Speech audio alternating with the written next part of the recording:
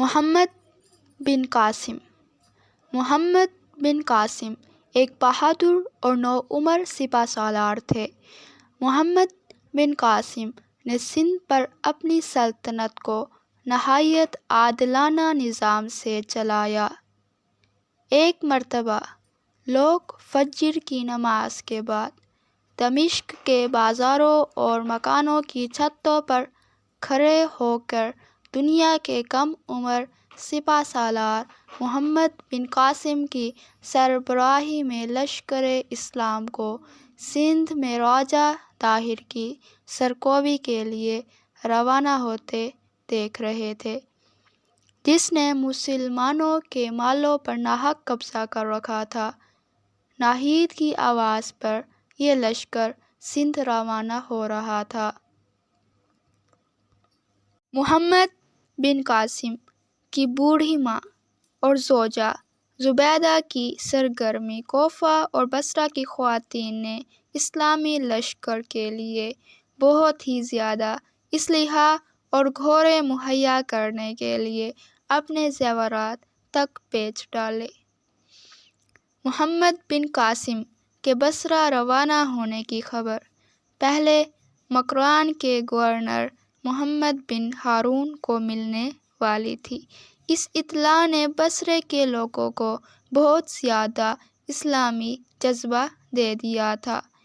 اس دوران عبید اللہ کی قیادت میں 20 لوگوں کے مذاکراتی وفد میں سے 18 کو دیبل کے گورنر نے قتل کر دیا، بس 2 افراد ہی جان بچا کر بھاگ نکلے تھے۔ محمد بن قاسم 12,000 فوج لے کر شیراز کے راستے مکران پہنچا۔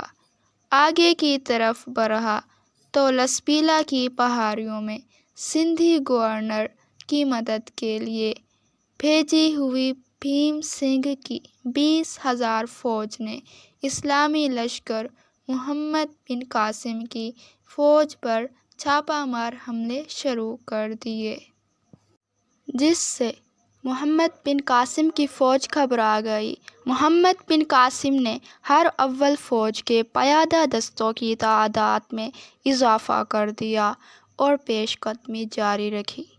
شب خون کے ڈر سے کم از کم 1/4 فوج کو رات بھر جاگ کر پہرا دینا پڑتا۔ ایک دن محمد بن قاسم کو خبر ہوئی کہ شمال کی طرف 20 کوس کے فاصلے پر ایک مضبوط قلعہ ہے جو دشمن کی فوج کا مرکز ہے۔ محمد بن قاسم نے مجلس شورا بلائی کہ اب ہمیں کیا کرنا چاہیے۔ بعض سپہ سالاروں نے مشورہ دیا کہ پہاڑی راستوں کو چھوڑ کر سمندر کا راستہ اختیار کیا جائے، مگر محمد بن قاسم نے کہا کہ ہمارا مقصد دیبل پہنچنا نہیں بلکہ سندھ کو فتح کرنا ہے۔ اگر ہم قلعے کو فتح کر لیتے ہیں تو ہمارا عقب بھی محفوظ ہوگا، لہٰذا قلعے کی فتح کے سلسلے میں محمد بن قاسم نے 500 پیادہ سپاہی لے جانے کا فیصلہ کیا اور باقی فوج کو اپنے احکام پر عمل درآمد کرنے کی ہدایت کی۔ بوڑھے سپہ سالار نے کہا کہ سپہ سالار کا فوج کے ساتھ رہنا ہی بہتر ہے۔ محمد بن قاسم نے کہا کہ صرف سپہ سالار سے امید لگانا ٹھیک نہیں ہے۔ جنگ قادسیہ میں ایرانیوں کے زبردست لشکر کو اس لیے ناکامی کا سامنا کرنا پڑا کیونکہ انہوں نے رستم کو ہی سب کچھ مان لیا تھا۔ مسلمان بادشاہوں اور سپہ سالاروں کی خاطر نہیں لڑتا، بلکہ ایک سچا مسلمان صرف ایک اللہ کی خاطر لڑتا ہے۔